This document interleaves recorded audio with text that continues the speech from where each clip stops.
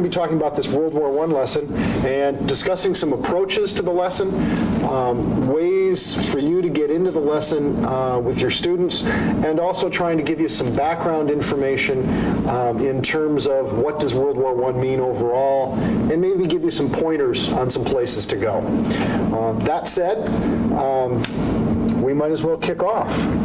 So, the World War I lesson, if it was my druthers, we'd have like 12 lessons on World War I in this course, but that's not my position. What you're saying is it's going to be difficult to put everything of significance in World War I into one 2-hour class. Is that what you're trying to say? That's what I'm trying to say. I suspect you're right there. Looks like we have our work cut out for us in that case. Yeah, I think we do. I'd offer a thing that one of the biggest problems with teaching World War I, in my opinion, is dispel the sort of the myths and the stereotypes that are associated with the war. And when you mention World War I, students will tend to say, well, it's all stupidity. The generals were stupid, and the guys went over the top again and again, and the machine guns, it was mud and trenches, and that's all I need to know. And that's a hurdle that an instructor is going to have to get past. That there's nothing to be learned from it because it's just a glaring example of military stupidity. Well, there's plenty of that involved too, but there's a lot more to it as well. Another problem you might have teaching World War I, there'll be a lot of people who want to talk about the origins piece because that's what general historians like to talk about. What led to the war, the causes of it, and also general historians will like to talk about what came out of it, the important things, whether it's the Russian Revolution, America's emergence as a world power, the destruction of the monarchies in Europe, for example. But in a military history course, we need to focus, and you're going to have to push your students, I believe, into looking at the military developments in that period. And we all have seen this slide. I like to use a slide at the end of teaching World War I, where J.F.C. Fuller, the famous British military historian, says there were more changes, the war is more different, or changes more in the period between 1914 and 1918 than it had during the entire previous century. And that sort of causes eyebrows to come up and say, ooh, what's going on here? We go from, at the tactical level of war, massed formations, direct fire artillery, a lot of officers still contemplating the use of mounted horse cavalry, very, very limited role for aviation, if any at all, to by the end of the war, kind of going backwards, aviation has developed every one of the roles that it will eventually fulfill down the road. The mounted arm is already appearing to be tanks and armored cars. Artillery has gotten very complex in firing indirect fire roles. It's a three-dimensional battlefield. It's very much a three-dimensional battlefield. And infantry is now performing much like infantry does today. Very dispersed, very open order, squad-level maneuvering. A variety of arms and down into each infantry squad and company. Yeah. And all of that occurs in a 4-year period. It's amazing. And that's at the tactical level. At the strategic level, and that's really where this lessons readings focus more than anything else, is at the strategic level of war. A lot of things change there, too. So I think maybe the approach to take with this lesson is to discuss change. How do armies change? And especially how do armies change in the crucible of a tremendous conflict with the stakes being very high? How do you go about choosing which way to change? One caveat, though, we must keep in mind, and that clearly is that what is obvious to us was not obvious to the commanders and to the national leaders in 1915 and 1916. Before we're too harsh on them, we must keep in mind that we have now a 75-year perspective on this. And it's easy for us to condemn them as to being blind, foolish, anachronistic, any number of other terms that we might wish to apply to them. But they were working within the context of how they understood warfare. So let's not judge them too harshly. They probably thought of themselves also as being very well educated. They were. And forward-thinking. And they were. Too. So we're going to have some difficulty attempting to put them into their perspective. Your job as a facilitator is to get your students to talk intelligently about the readings that they've had for this week, and hopefully to link some of the readings from lesson to lesson. We do have a number of very fine readings this week, and I would suggest using them. Usually helps. As opposed to not using it. not. It usually helps. We do have a piece by Gunther Rotenberg in Makers of Modern Strategy on the Schlieffen Plan. I think you can get a lot of mileage out of that. At the strategic level, we also have part of a essay by Gordon Craig on what happens at the strategic and political level in Germany, France, and England in the first several years of the war, in which we can address the changes in war at the political and strategic level. Our good Sergeant Dr. Broom has provided us with an excellent essay on ground combat in 1916 and how warfare has changed by then.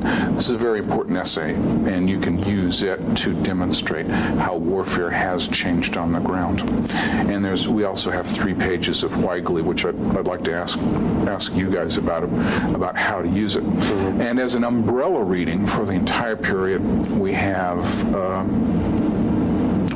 Larry Addington's overview of the war. So, in light of this, I would suggest approaching the lesson chronologically, opening up in the same manner with the Schlieffen Plan first. Their plans, their vision for Allies and the Central Powers, how they thought the war would go, how combats would go, and then the ugly reality of combat.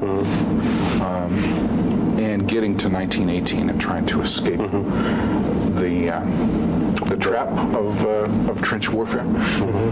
So that's how I would approach it. Yeah, I think that's a nice link with the last lesson is to open up with, you might want to briefly review what are the causes, but you can't get locked into that.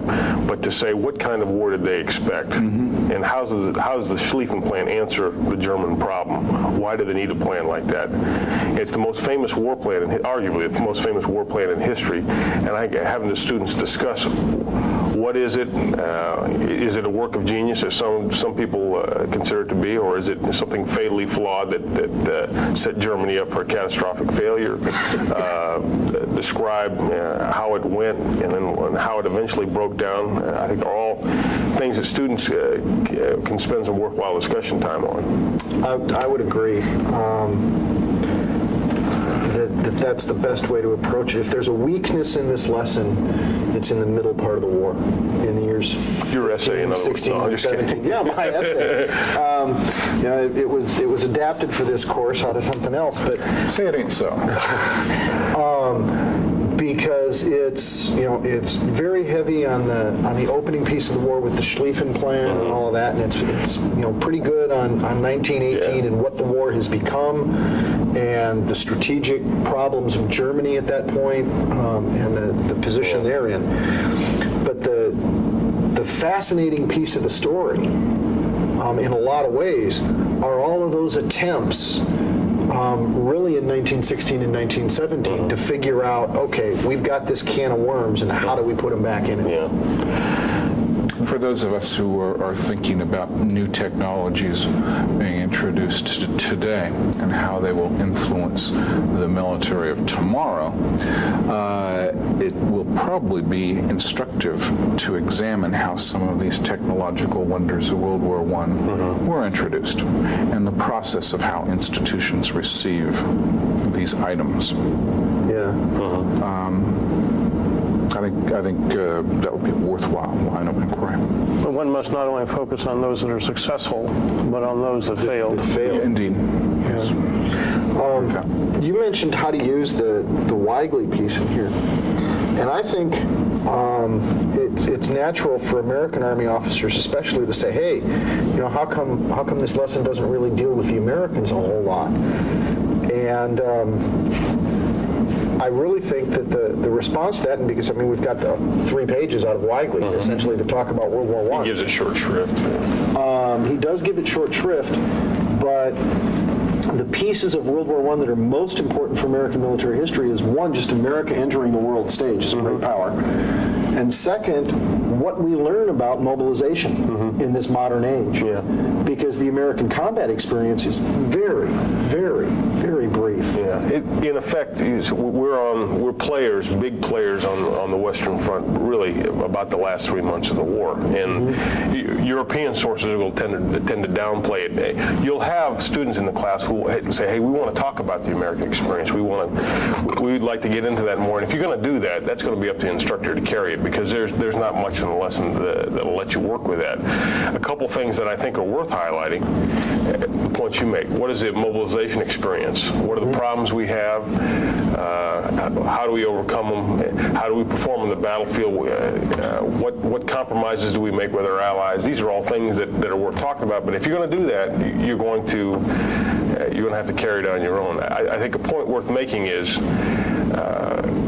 it is, I'd argue, one of the great force, maybe the greatest force projection operation in history at that point, to move 2 million Americans over to the Western Front by the end of the war. And your students may tend to say, well, yeah, and it's the Americans then that win World War I. I would tend to disagree with that. And say, It's the potential. yeah, I'd agree with Little Hart's point. Well, the Americans didn't win the war, but they guaranteed the Allies would win the war. No, they guaranteed the Allies wouldn't lose the war. Well, perhaps. That could very well be, too. I think the ultimate conclusion of this war is still in doubt as of the spring of 1918. Summer of 1980. Summer of 1918. Well, maybe we're asking the wrong question. And maybe the right question is one of those reading questions on the second page, which is, where are we at in the evolution of modern warfare? And you can use the American example as a part of answering that question. But clearly, most of the focus is on, most of the readings deal with the other European nations. On the other hand, in the sweep of this course, you're now getting to a period where some of the students will know something beyond what they have read specifically for this course. Many of them have little or no knowledge about 19th century European institutions and warfare, but they've all had something, however unimportant it may have been, focusing on the American aspect of this war in their high school or their college history courses. And I think that's an important point. And you as facilitators should use this. There will be individuals with specialized knowledge about important parts of World War I. And go ahead and take advantage of their knowledge and their experience. I like to have my students see new and different perspectives of not just World War I, but the other lessons too. And I use 2 essays in Studies in Battle Command. I don't know if you can see this, but I ask for volunteers. One each to brief on 2 essays. One on page 87 by Dr. George Gavrich called The Rock of Gallipoli, about Camille Ataturk at the Battle of Gallipoli. And on page 97, Lieutenant Colonel Silverstone's essay on General Monash and the Battle of Hamel, in which the Australian Army goes on the offensive against the Germans in 1918. Different perspectives to show what's happening on the battlefield. These are short presentations, no more than 5 minutes. I think it's a productive way to get into the thing. One of the themes I like to get into the discussion right away, and something that all students ought to be able to at least have an opinion on, is the relation of political and military leadership. And the Sleeping Plan allows you to get into that, and then you can go a little farther with the Gordon Craig essay. This is arguably the first total war in history.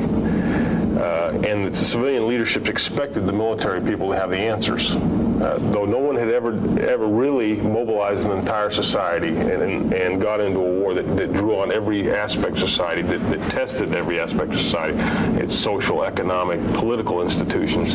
And Craig would suggest that civilian leadership expected a little too much of the military people.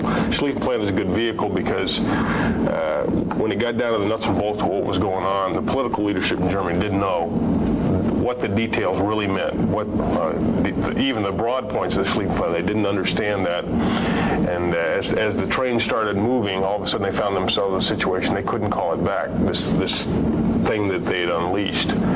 And it's worth asking, again, sort of a shameless ploy to draw relevance out of this course. What are the responsibilities of civilian leaders in understanding how the military operates, how they plan? And what you'll see a completely different political and military culture at work in Germany, and it might be useful, worthwhile to contrast that with how we do business here in the United States and the relationship of military and civilian. Today, yes, I think you got some good mileage out of that. But to return to Craig's essay, we have three different governments. Right. In England, France, and Germany, they will all face the same dilemmas, and none of them do too well. Nope. There's an indicator there.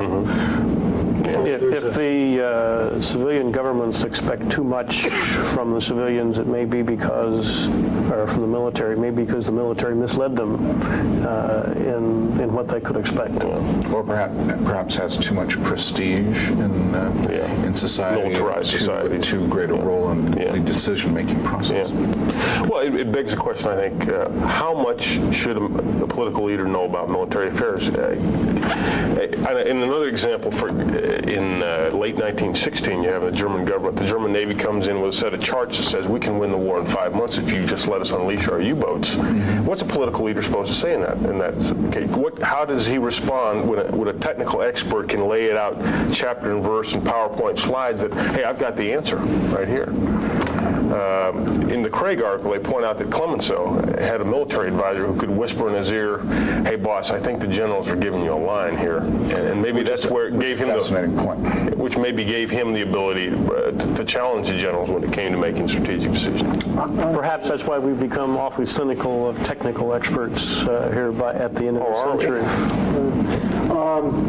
There's an interesting analogy that you kind of mentioned when you were talking about the Schlieffen Plan and the civilian reaction once that whole process began. And that is that one of the most important books in the early 1960s was Barbara Tuchman's The Guns of August. And that book had a tremendous impact on American political and military thinking at the beginning of the 1960s.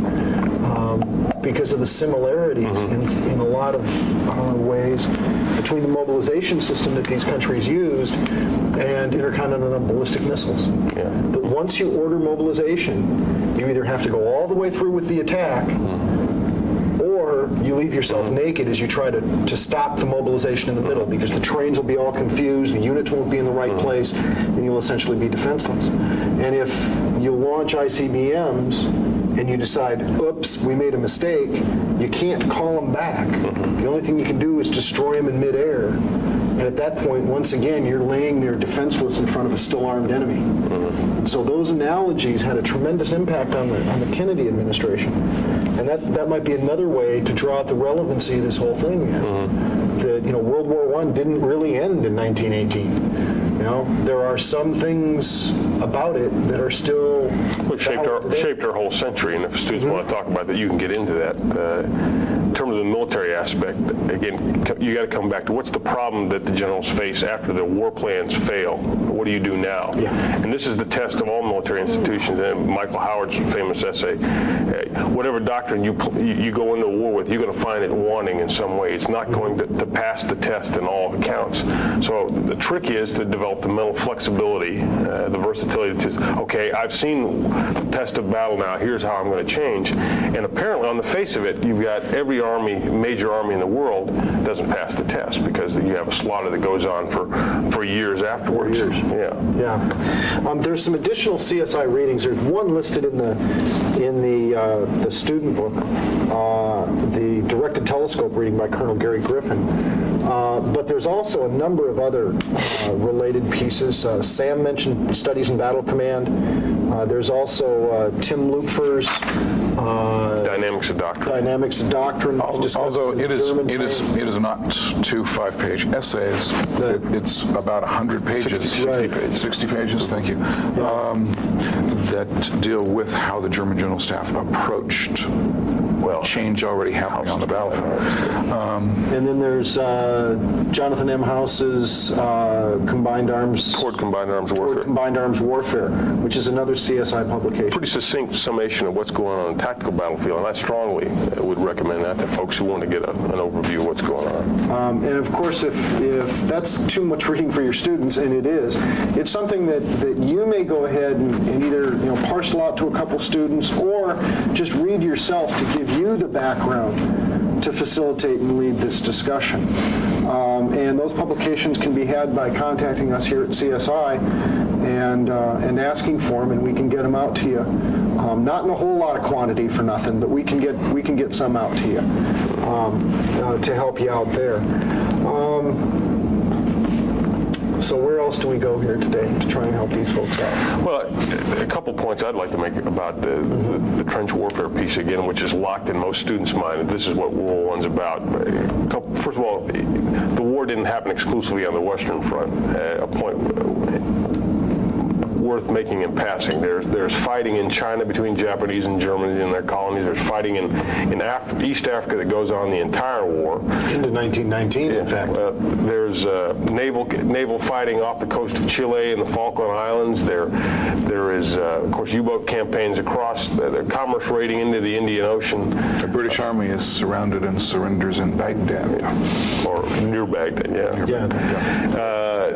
It is a world war, but coming back to the Western Front, it's more than guys failing to run into barbed wire and getting shot down by machine guns. As early as 1915, armies are starting to figure out the first part of the problem. That is, there's a three-part problem. Some authors would say it's not only do you have to break into the enemy trench system, which is going to be deep by the end of the war, very sophisticated, you've got to break through the trench system and break out of the trench system. And I said as early as 1915, they'd figured out the first part of that. In most. As 16 and 17 come along, they're figuring out the second part of it, but it's not until 1918 that people have figured out really the third part. How do you break into, break through, and then break out of a trench system out into enemy's rear area? And even then, exploiting the successes you have is something that eludes them. Is going to wait for them. How do you exploit in World War I? Mm-hmm. You don't have the technological capability. If you think about the problem as one of movement, the problems of the attacker become real apparent as you look at World War I. First, you've got the area of your own trenches pounded by the artillery for a couple of years, so it's a mess. Then you've got no man's land full of craters and leftover gas and barbed wire and all kinds of fun things. Not the best place in the world to move across. You've got the enemy's trench system. It's not a single trench, it's a system. It's a system of at least 3 layers. And it Which may be as much as 2 to 3 kilometers deep. Well, greater. So we're not sometimes talking even more. And that area as well is chewed up. You as the attacker have to cross no man's land, cross the enemy's trench system, and then try to break out through all of this difficult country. And the only way you can do that basically is on foot. The enemy, meanwhile, moving reserves to block you, is moving behind his trench system in virgin territory where he's got a road and railroad network so he can move by rail and by truck. He can move faster laterally than you can through the position. That's right. And it's extremely difficult. Yeah. And then there's the command and control part of the problem. Yeah. How do you control this thing? I draw it Wire in the attack? I draw it to the students. If you're a brigade commander at a battle, say like the Somme, and you see the first wave go over the top and then disappear over the reverse slope of it, how do you make the decision to send the follow-on? Do you send the second wave and third wave? How do you make those kind of decisions? Do you rely on the carrier pigeons to get back in time? Well, your schedule doesn't allow that. If you're going to support the guys who went over in the first wave, you've got to send them. There's not much to support that kind of decision making. And the dilemma of those guys. Again, we tend to think of them as stupid without looking at the real limitations they had to work with. It's a tough situation. The killing technology is virtually the killing technology of today. The communications and command and control and movement technology is not 19th century. Is 19th century.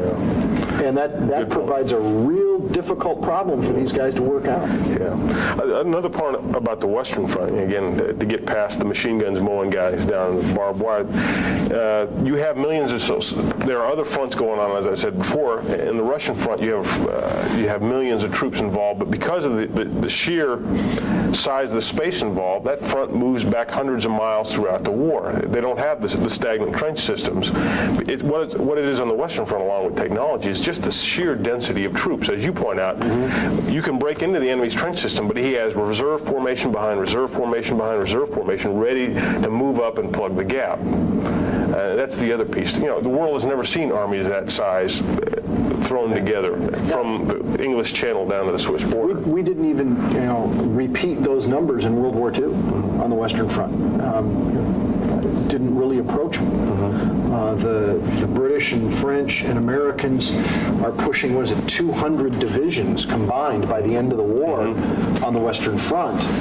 And, in World War II, if I remember right, between the British and Americans, there's like 80 and 90. 80 and 90 total. So the density of forces is another significant factor. Right. Well, we also had to keep these various fronts in perspective. The reason we talk so much about the Western Front is because it's pertinent to the specific objectives of our course. It's not to say that nothing else happens, but this is where we find the origins of later World War II and after World War II doctrine. So that's why we focus on this, not because it's the only or the best war, but because it's pertinent to what we're going to look at later on in this course. It's probably the biggest concentration of what we're going to look at later on. Jerry, would you like to talk a little bit about World War I aviation? Of course, there were airplanes prior to World War I. We all know the story of the Wright brothers, and for a decade there have been air forces of a sort being developed, some of them more vigorously than others. But it was certainly the war itself that gave the impetus to a lot of experimentation and development of the aircraft as an integral weapon of war. We see this specifically in the case of France, Germany, Britain, Italy, which are the most progressive in developing their air arms. The United States is extremely slow for a variety of reasons. First of all, it's a small army. We don't have resources available to put a lot of money into air development. Even in the expedition down on the Mexican border in 1916, it's almost a pathetic use of the American airplane. On the other hand, there are some very progressive, forward-looking people in all countries who make claims, sometimes claims that cannot be lived up to by the level of technology at that time, but that provides a cutting edge. And it does, in fact, bode well for the future of aviation because, as stated earlier in our session here, everything that you will see in World War II in aviation is available in some nascent form during World War I, beginning with observation and scouting,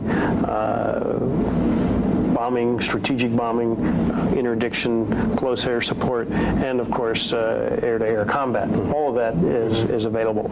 Well, there's even limited attempts at some aerial resupply And Anti-submarine warfare. anti-submarine warfare using aircraft. And by 1918, this arm has been transformed from a very, very primitive weapon into something that is quite sophisticated. Obviously, what will happen later on is tremendous advances in technology, power, plants will improve, airframes will become stronger, heavier, ranges and altitudes will grow, but basically all the missions that we will see later are being developed. And surprisingly enough, some of the people doing experimentations are people who later on will not have such a major role. The Italians are very progressive in their aviation industry. The Russians are doing a lot of innovative kind of things, even though they have very limited resources.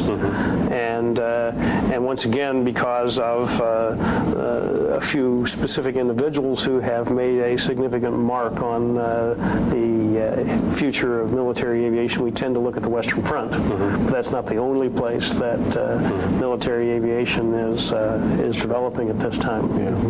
I find it significant that on the Italian front, as you mentioned, that some Austrian German bombing of Italian cities and the Zeppelins appearing over London caused in both places some brief panic that let the exponents of air power later on say, hey, here's the key toward winning a war like this, is go over the trenches and crack civilian morale. You'll talk about that in the next lesson in the Well, all of the big names in World War II military aviation will appear on the scene in 1917, 1918. Douay is beginning to formulate his ideas, which he will write down later on. The question is whether they appear to be court-martialed or not.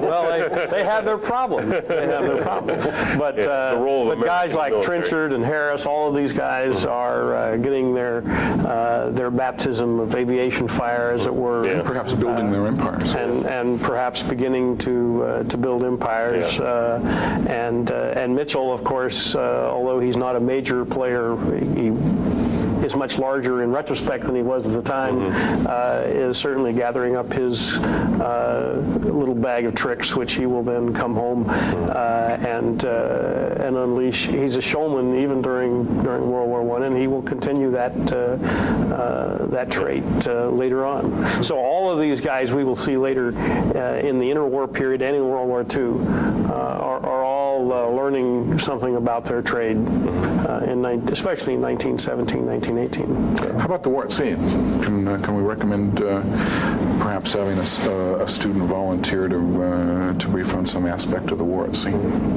Yeah, I would think so. There are two pretty critical aspects of the war at sea that folks could look at.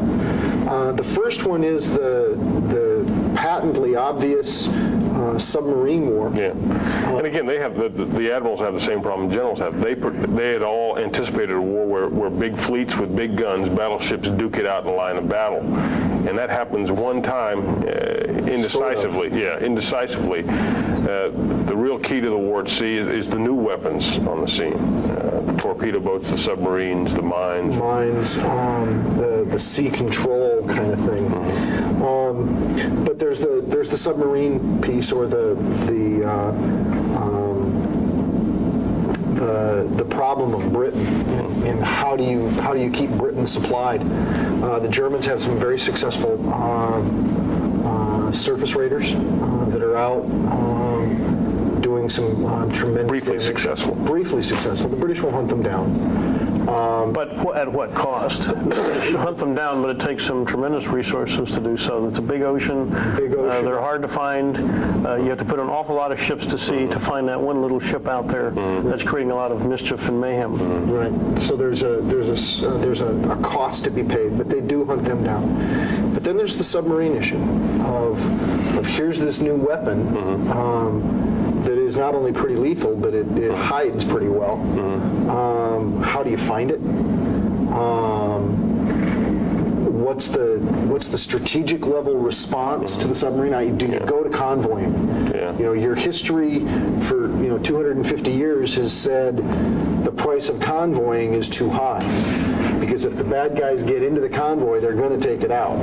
Plus, waiting for ships to assemble a convoy just slows down your just put such a damper on your commerce that you don't want to pay that price. So there's a lot of problems. Plus, with that. it's a more manly thing to go out and chase submarines rather than assign ships to escort cruise duty, along with which is pretty dull and boring. And then there's the technical aspects of, okay, once you've decided how you're going to go about fighting them, how do you develop the technological pieces to actually pull that off? So that's one area that students could explore. If I pick up on that, some folks even suggest, though, that the dilemma, the U-boats themselves, the limitations cause some tough problems. If you're going to use them, it means you're going to have to violate the established practice of naval warfare. And I think this is the trick bag the Germans get in. Do we risk bringing America into the war in early 1917? And when they're willing, by taking that risk, some people say that's, to use one phrase, the echo of the Schlieffen Plan. You originally, you have a war plan that will bring Britain in, okay? If you're going to fight Britain, you're going to have U-boats. To make them effective, you're going to have to use unrestricted submarine warfare, and then again, you run the risk of bringing America in. Again, the Schlieffen Plan, or its effects, come back to haunt, you could argue, come back to haunt the Germans again and again. Absolutely. After the year of 1916, though, when clearly we saw the effects of attrition, is that not a reasonable risk for the Germans to take? If they can take Britain out in time. If the Admiral's predictions are And in fact, other than the movement of manpower, which you've already referred to earlier, the United States has a great many problems with its industrial mobilization, and it's possible to argue that the Germans take a reasonable risk.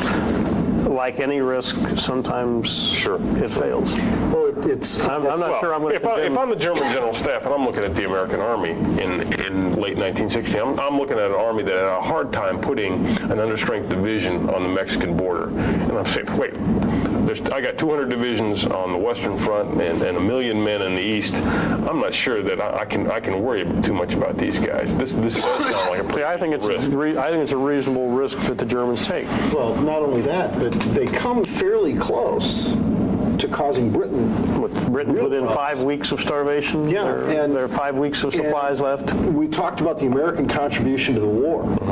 And the psychological aspect of the American potential begins to play in 1918. But America may very well have contributed one of the most significant decisions to winning World War I in 1917, when the British ask for American naval help in the North Sea, and the Americans say, we'll be happy to give you help, but we're going to start convoying. And that was the Americans' immediate reaction to the war situation. Admiral Sims in London said, this single ship sailing stuff, isn't working. We have to go to convoying. And it was his pressure and the pressure of the American government that convinced the British to do it. Well, Lloyd George deserves some credit there. Yeah, Lloyd George, but it was when the American Navy came in and really weighed in with the Royal Navy that the Royal Navy folded. Well, and our Navy by its very nature was more prepared to go to war than the Army was. Yes. Since we have always relied up until this time on our Navy as our first line of defense. The Navy was much closer to mobilization status. And therefore we could put Except the they had Navy... the wrong kind of ships. Well, but so did the Brits and everybody else. But the thing is, we were more ready to go to war at sea than we were to go to war on land. Well, one thing, let me finish up this sea warfare piece. The second different aspect for folks to look at is the impact of the Royal Navy that doesn't fight the battle it is dreamed of. Jutland is just almost a few opening rounds, and it's not a real fleet-to-fleet full-up action. They get rid of Haig. They're structured for this grand climactic battle. They never pull it off. But what is the role of the Royal Navy in the First World War? If you buy Little Heart, it's decisive. Absolutely, because what it does is it enforces the blockade on Germany. And in the end, it's the blockade in Germany that brings the whole house of cards down. You can argue that. Yeah, that's an argument. That's a... Well, that would tie to something I think you need to talk about. Looking at Sergeant Broom's article about 1916. By 1916, it's pretty clear you're not going to win achieving decisive results. A neat Napoleonic battlefield result that'll lead to a quick victory. That's not going to happen. No, it's not going to happen. So how do you win a war like that? One solution, the German solution, we're done, is, well, if this is going to be a war of attrition, we'll fight attrition battles that'll lead to taking selected enemies out of the war. You could criticize the Germans, Falkenhayn, the guy who dreams it up. You can criticize, look, what a butcher is. On the other hand, you can argue this is the guy who first sees clearly what kind of war you're in. It's a war where you have to bleed the enemy to death because you're mobilizing entire societies. Single battles aren't going to get it. We're going to have to come up with a strategy that allows us to take out armies. Annihilation ain't going to work. To follow Weigley's, if you buy that annihilation versus attrition, we're going to have to accept attrition. And what's the best way to fight attrition war? Coming back to the Royal Navy said, yeah, we know how to fight an attrition war. We'll starve them out. Falkenhayn says One way to work we're going to kill enough of them, in this case Frenchmen, that they'll have to give up. Right. This is a critical point in tying the lessons of World War I together with the future lessons of this course, and that is in World War II, the French and the British, neither one can stand to fight a war of attrition. And that has a tremendous impact on how that war is going to be fought. So there's a direct bridge here between these battles, these attrition battles of 1916, and what happens in 1940 in France. Absolutely. Another issue that you can pull out of my article in there is the role of coalition warfare. When the French are on the ropes at Verdun and screaming for help, the Russians reach awful deep down in the well and pull up the Brusilov offensive to help them out. And at the same time, the French are having problems at Verdun, but they have this major offensive planned with the Kitchener's new armies of Britain. And what's the relationship going to be between those two events, and how does that set of stuff interact? Not quite as much on the coalition effort between the Germans and the Austrians, but you can probably dig into that a little bit. Well, I think the coalition issue is one that you can make a lot of mileage of. In your article and also the Craig article, what do coalitions give you? On the positive side, Numbers. They give you help when you're in dire straits, and I think it's significant. The first major power to go out of the war is Russia in 1917. They're the one major power that doesn't have somebody that can come to their rescue. If it's France, you can have the British attacking at the Somme. If you're the Austrians, you can have the Germans bailing you out again and again. But Russia doesn't have that help, and significantly, they're the first guys that get knocked out of the war. On the downside, coalition partners can really put a corset on your strategic options. One example is the Russians going on the offensive in 1914 long before they're fully mobilized and ready to go. And one of the outcomes of that possibly is the fiasco at Tannenberg.